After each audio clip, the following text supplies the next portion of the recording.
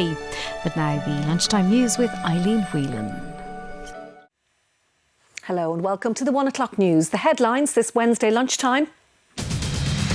A new presidency and setting a new tone. Joe Biden prepares to be sworn in as America's 46th president. To heal, we must remember. Education Minister hits out at unions after today's planned resumption of special needs classes is called off. And COVID banishes Dublin St Patrick's Day parade for a second year. Virtual events will be held instead.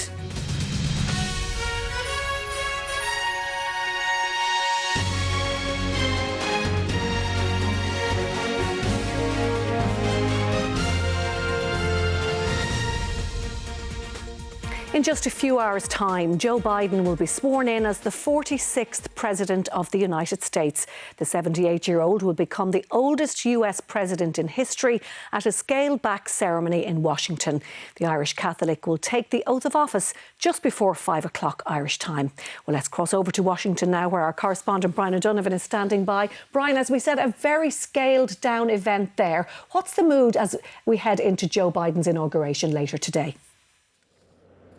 Very scaled back, Eileen. As I speak to you, I'm standing on the National Mall here in Washington, which is in front of the Capitol building where the swearing-in ceremony will take place later. Normally, this area would be packed with thousands of people. That is not going to happen this year. Nobody is allowed come to this event. Instead, 200,000 flags have been planted in the ground here, representing those who would have come here if we were in normal circumstances. But we are in the midst of a pandemic. On top of that, we're in the middle of an unprecedented security lockdown for what is an inauguration that will look like no other in the past. Fiona Mitchell now takes a look ahead to today's events. To heal, we must remember. It's hard sometimes to remember, but that's how we heal. It's important to do that as a nation. That's why we're here today. Between sundown and dusk, let us shine the lights in the darkness along the sacred pool of reflection. Remember all whom we lost.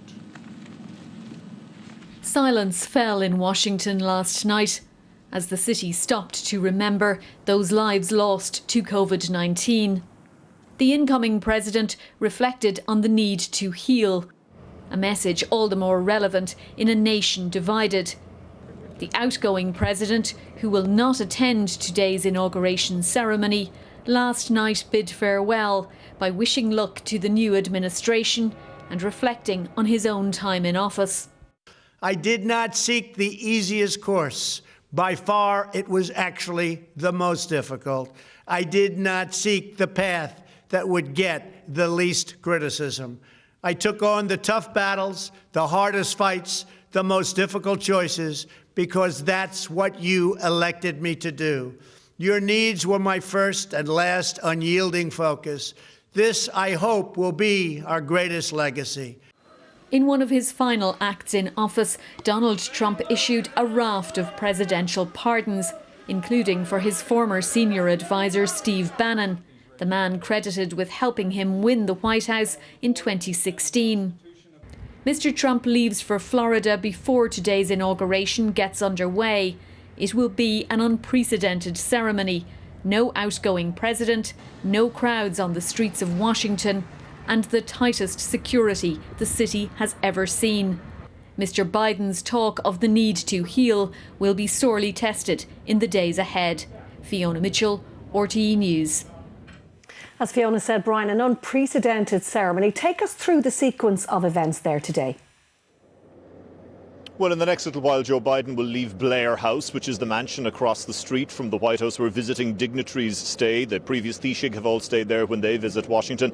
And he'll go to the Church of St. Matthew the Apostle. There he'll attend a church service. Irish violinist Patricia Tracy will play for the VIPs gathered there at that church service. Then he will travel here to the Capitol building where he'll be sworn in at 12 noon Eastern Time, 5 p.m. Irish time. But as Fiona said there, a completely unprecedented event this year. No crowds gathering preparing for this, a huge security operation, and no outgoing president. A big break from tradition. Donald Trump refusing to attend the event. Right now, at the White House, his chopper, Marine One, waiting there to take him away. He will be taken from the White House, leaving the White House for the last time, and travelling to Andrews Air Force Base. There will be a send-off ceremony for him before he gets on to Air Force One for the last time and travels to Florida. Now, interestingly, Mike Pence, his vice president, is not expected to attend Donald Trump's send-off service in Andrews Air Force Base. He will instead be attending Joe Biden's inauguration here at the Capitol building.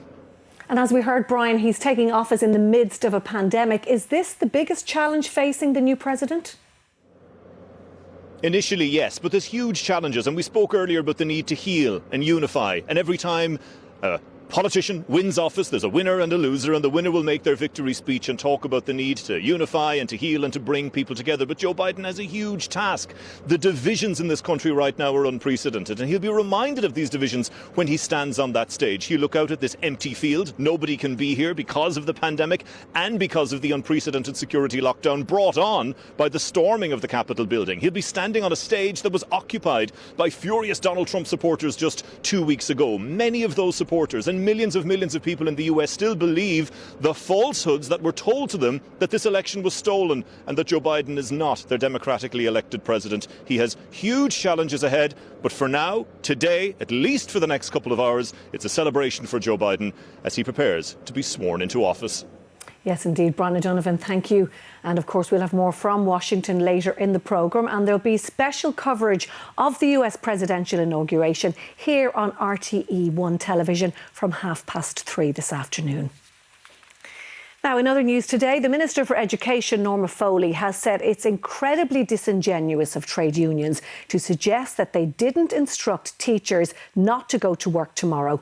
The government plan to reopen schools for children with additional needs collapsed last night. The INTO and Forsa say that they have legitimate concerns but remain open to talks. For many families, today should have been about preparing for a return to school. But last night's announcement from unions that they couldn't support the reopening for pupils with additional needs has left many families reeling, and relations between the INTO, Forsa and the Minister for Education seem to be at an all-time low. Norma Foley took issue this morning with a claim by the INTO that they didn't instruct their members not to show up for work tomorrow. Well, I think that's incredibly disingenuous of Mr. Boyle to make that statement. He has made it very clear in the statements that they issued, and indeed as did Forsa, that they were not happy to accept the public health advice that was issued to them. Opposition parties, however, believe the government is at fault. The Social Democrats want the Taoiseach to intervene. It will offer a weighting to it, obviously having the Taoiseach involved in the discussions, but perhaps a different perspective might also help. The issue also arose during leaders' questions. I put to you, Taoiseach, that it's now time for you to get involved. Because quite clearly, Minister Foley and Minister Madigan have lost control of the situation. The truth is that instead of being prepared, you scrambled at the last minute to put together a plan, and it fell apart. It is absolutely untrue to say there was no consultation. I just don't understand how Deputy MacDonald can stand up and say something like that. It's just so untrue. Roughly 18,000 children were hoping to return to the classroom tomorrow. Both the Minister and the unions have said that they're willing to re-engage. It would be their third attempt to restart special educational classes. Tommy Meskel, RTE News, Leinster House. Well, let's get the latest on all of this now from our political correspondent, Micheál Lahan, who's at Leinster House. Micheál, plenty of accusations there, but not really very much in the way of solutions, was there? Plenty of accusations, and I think the language perhaps as well from the Education Minister this morning had a particular edge to it. But I think within the Dáil chamber in the last hour or so, the tone struck by the Taoiseach could be viewed as more conciliatory. Yes, he's defending the government position, saying that there had been consultation and insisting they had acted in good faith. But he said too, and this seems to be taking on board the anxiety felt by teachers and special needs assistants about the pandemic and about the virus. He said the most effective thing that can be done now is to get that rate of community transmission down, and maybe if that were to happen, that would give the government the ability to re-engage and solve the problem. Those words suggesting that things may not happen very quickly, but that the next efforts will be focused on ensuring that there is that fall in community transmission and that the environment could, in the views of the unions, be a safer one. Micheál Martin too saying that he believed things changed when there was that major online meeting of teachers and special needs assistants a few days ago, that had changed the tone. That essentially is the charge he's making. The opposition adamant, though, that the government could have prepared far better and had plenty time to do so to get those schools open tomorrow. All right, Micheál Lahan, thank you. A healthcare worker has admitted money laundering offences at the Special Criminal Court after she was caught with over €600,000 in cash. 44-year-old Catherine Dawson from Bettystown in County Meath was arrested at a supermarket car park in County Louth last May. A healthcare worker, Catherine Dawson, was arrested by officers from the Drugs and Organised Crime Bureau in Drogheda last May on suspicion of enhancing the ability of an organised crime gang to commit a serious offence. Today, the community supervisor, who has level 8 qualifications in dementia care, pleaded guilty to 2 money laundering charges after she was caught with over €600,000 in cash. The 44-year-old admitted possession of over €289,000 and £62,000 in sterling in a Nike bag, and possession of another €250,000 cash in a black bag. Both offences took place at the Spar supermarket on the Donore Road in Drogheda. The money the court heard was the proceeds of crime. The court was told today that Catherine Dawson has no previous convictions and there was no objection to her remaining on bail. Her defence counsel, Caroline Biggs, also said that she has no history of mental illness, but has been on antidepressants as a consequence of these events, and she asked the court for a psychological report. Mr Justice Tony Hunt remanded Catherine Dawson to appear again for sentencing in March. You've got what you wanted, lads, leave it. Do you understand me? You've got what you wanted. Her partner, Thomas Rooney, was also before the court today on similar charges and sought additional time before deciding how to plead. The judge also remanded him on bail to appear again, to be arraigned next month. Paul Reynolds, RTE News, the Special Criminal Court. Health officials have raised concerns about the increase in the number of people being treated in intensive care units for COVID-19. The president of the Intensive Care Society, Dr. Catherine Motherway, said she does not know whether there will be enough beds in the weeks ahead. Well, let's get the latest now from our health correspondent, Fergal Bowers, who's at the Department of Health. Fergal, the numbers being treated in hospital going down, which is good news, but the numbers in ICU still on the increase. That's worrying, isn't it? Yes, it is a mixed picture, really, I suppose. The hospital system, we know, is in a precarious situation, and the recent surge in cases is leading to hospitalisations, an increase in ICU cases, and some further deaths, and we will see more. But thankfully, the number of confirmed cases of COVID-19 in hospitals, it did reduce a little today to 1,919. So that's 35 cases less than the day before. So it's a welcome reduction, albeit it's a small reduction. But the number in ICU is increasing at a slow rate, but 210 now officially at this lunchtime, people in intensive care units with COVID-19. The HSE says the strain on the hospital system, it will intensify. At the moment, there's 27 ICU beds available. And we heard that quote from Dr. Catherine Motherway saying she doesn't know if there will be enough ICU beds to deal with the demand. Where does that leave us? Yes, I mean, there is a level of uncertainty. Now, she's saying hospitals will do their best to build up capacity, but she says she doesn't know whether there will be enough ICU beds in the weeks ahead to treat the anticipated level of critical care which may come. But she did say that if people do what's expected of them in terms of the public health measures, there should be enough beds. Also today, the chief executive of the HSE, Paul Reid, in a social media posting, he has praised the response response of healthcare staff around the country to the pandemic, especially in the weeks that we've seen that with the major surge and the pressures that some hospitals have had, some possibly feeling like war zones with the scale of cases they're dealing with. But he also said that the testing and tracing system has done record numbers, and that's also a testament to the health staff around the country. All right, Fergal Bowers, thank you for that update.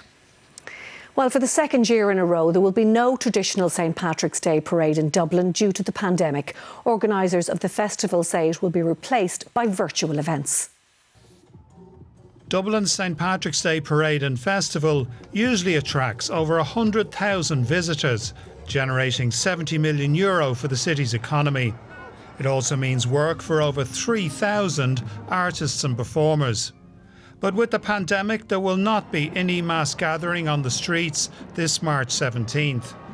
Instead, following on from last year's virtual celebrations, the St Patrick's Day Festival Company has promised a more organised virtual event. A special TV channel, SPF TV, will have a virtual parade in partnership with RTE, involving marching bands and pageantry. There will also be 6 days of virtual events, including music, theatre and performance art, according to the organisers. It's not clear how much funding is available. The St Patrick's Day Festival in Dublin usually gets €2 million from Bord Fáilte, Dublin City Council and the government. Other festival organisers have been told to expect just 25% of their usual allocation this year. John Carraine, RTE News, Dublin. Now, still to come on the 1 o'clock news, breaking a glass ceiling. After a lifetime of firsts, Kamala Harris will become the first female Vice President of the United States.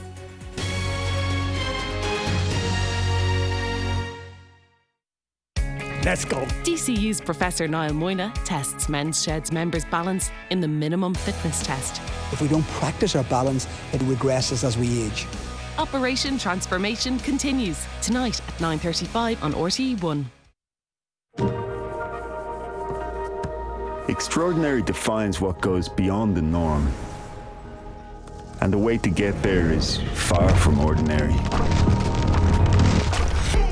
You must leave nothing untried to reach further. Make things better and bring the future closer to today.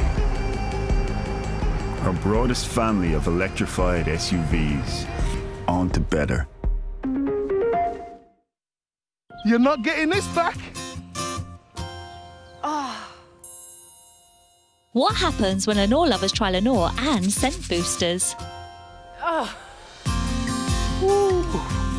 What is it? It's the Lenore Dream Team. Just condition as usual, boost with the matching scent, and go. Mine. It's just too good. The Lenore Dream Team. More of the scent you love. Staying close to home is how we live every day right now. So know that at Centra, we have everything you need. Like delicious, convenient meals, fresh bakery, a brilliant wine selection and great offers. Like Centra Fresh Irish Round Roast, better than half price, now €5.95 per kilo. Hellman's Mayonnaise 430ml, now only €1.88 each. And San Valentino Pinot Grigio, better than half price, now only €7. Centra. Live every day. Are you ready for the adventure of a lifetime? What? Yes. I'm so glad you're coming with us. Tell me where the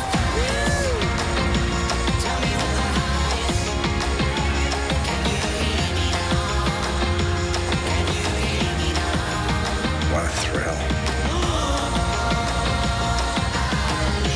Amazing Adventures, streaming on Now TV.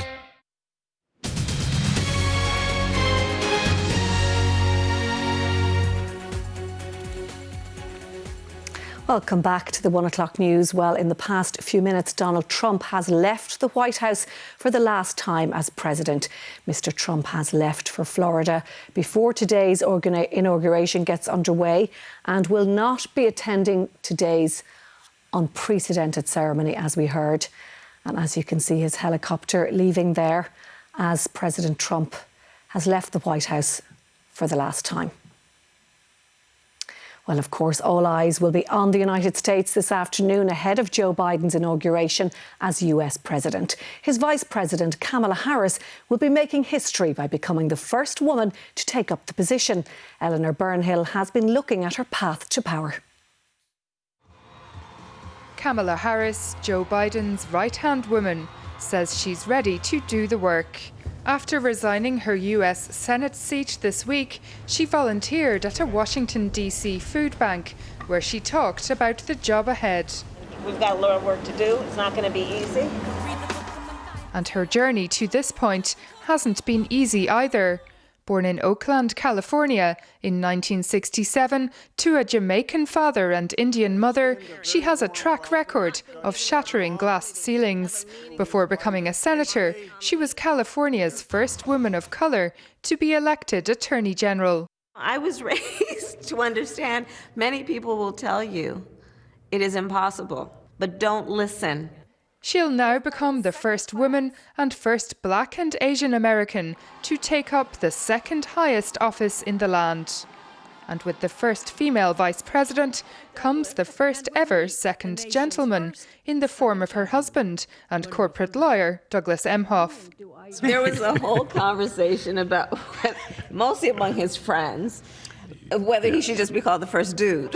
Only occasionally taking centre stage herself, including for this recent cover shoot for Vogue, which proved controversial, Kamala Harris is now being seen as a woman waiting in the wings for a presidential run herself in 2024. The symbolism of a vice president in this situation with an older president is very, very important and sends a signal to people across the country, especially young people. Here's the future. She's expected to involve herself in all the major priorities of the new administration: the economy, COVID-19, climate change, and what she says is America's long overdue reckoning with racial justice. Eleanor Burnhill, RTE News. Now, time to go over to Adam for all the business news. Adam. Thanks, Eileen. Well, the incoming Biden administration should create new investment opportunities between Ireland and the US, according to the head of the American Chamber of Commerce Ireland. That would build on the rise in investments seen over the past 4 years, despite Donald Trump's America First approach. We think there's a massive opportunity for Ireland from a trade and investment perspective in both directions, because Ireland is now the 9th biggest investor in the US. We've asked the leaders of US multinationals in Ireland what their sentiment is. Incredibly, 56% of them say that Ireland is a better place today for inward investment than 2015, and 94% of them said their corporate headquarters has a positive view of Ireland as a future place for investment. Consumer prices continued to fall in the Eurozone at the end of last year, according to new data from Eurostat. Inflation in the 19 countries that use the euro fell by 0.3% in December. That's in line with the rate of decline seen since September. On a monthly basis, however, prices were up by 0.3%. In Ireland, annual inflation stood at minus 1%, but was up 0.2% in the month. And according to Eurostat, energy prices saw the biggest annual fall in the year. They were down nearly 7%, while food prices were up 1.3%.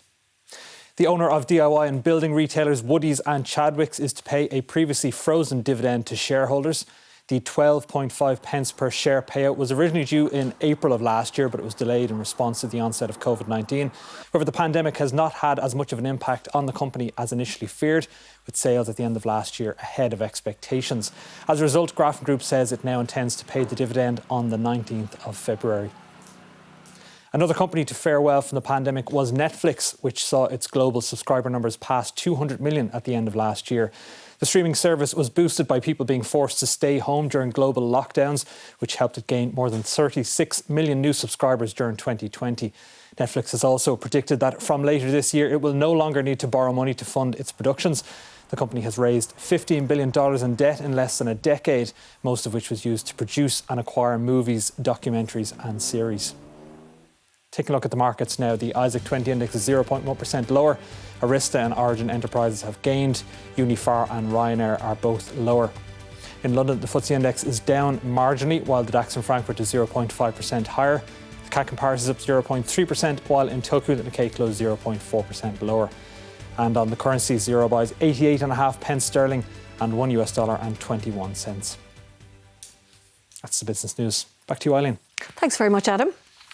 Well, in sport, the organisers of the postponed Tokyo 2020 Olympics say they are unwavering on holding the event this year, despite the ongoing pandemic. In an interview to mark the 6-month countdown to the planned opening ceremony in July, Games CEO Toshiro Muto conceded that people are anxious as virus cases soar worldwide.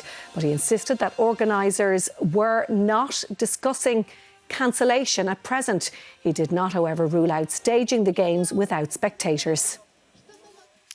Now, Rory McIlroy is among a star-studded field at this year's Abu Dhabi Championship. The tournament, which begins tomorrow, is one of 4 Rolex Series events on this year's European Tour schedule. McIlroy has never won the tournament, but has finished second 4 times. Historically, the first event of the season has always been a good one for me. I'm raring to go after the Christmas break. I've done some good practice over those those periods, and you come into the new season with renewed optimism and a lot of goals and enthusiasm, and I guess that's translated into some good golf over the years. And staying with golf, Tiger Woods has announced he has undergone further surgery on his back to remove a pressurised disc fragment. The surgery is the 15-time major winner has undergone in recent years and was brought on following discomfort that Woods sustained during the PNC Championship in December. Doctors said the surgery was successful, but Woods will miss a number of PGA Tour events. And the main news again this lunchtime, Donald Trump has left the White House for the last time. He departed on Marine One for his resort in Florida. His departure comes just hours ahead of the inauguration of Joe Biden as the 46th President of the United States, which is taking place amid unprecedented security. And a reminder that, of course, there will be special coverage of the US presidential inauguration here on RTE1 from 3:30 this afternoon. That is Wednesday's lunchtime news. From all the team, good afternoon.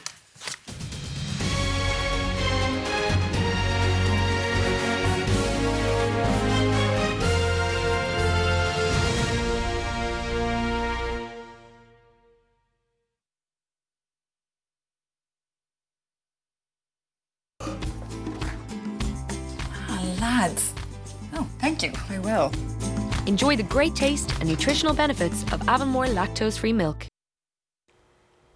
Hello, good afternoon. Welcome to the lunchtime weather forecast. Well, we're entering a much colder spell of weather now for the next few days, and there's a weather advisory for frost and icy nights and snow and sleet at times too, and a yellow snow ice warning today for County Wicklow for wintry showers and some snow accumulations, especially on higher ground and hills, and poor driving conditions. That's until 7 o'clock this evening.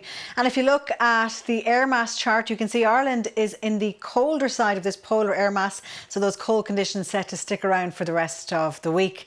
That rain today moving away into the Irish Sea with further showers coming in over the next few days from the Atlantic. And today is a cloudy setup with a band of rain in southern areas, but drier, clearer weather now in the northwest, but turning rather chilly there. So it'll be bright for Ulster and Connacht with a few scattered showers, but cloudy for Munster and Leinster today, with rain turning heavy at times, with sleet and snow too, especially in South Leinster.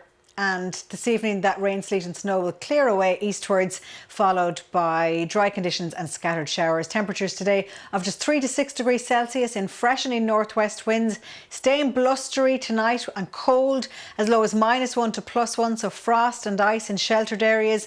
Dry with clear spells with a few showers, wintry in places, especially in the north. So a cold start on Thursday with some bright spells but some showers throughout the day, wintry in many areas. areas and a risk of hail and thunder too.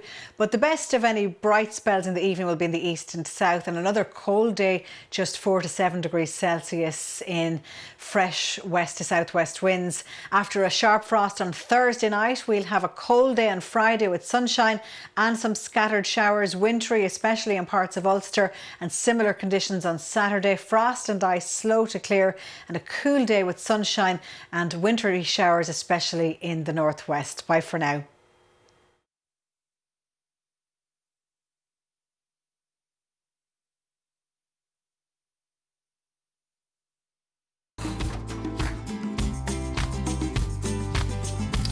Yes! Enjoy the great taste and nutritional benefits of Avonmore lactose-free milk. I've been upgraded, says Alex, from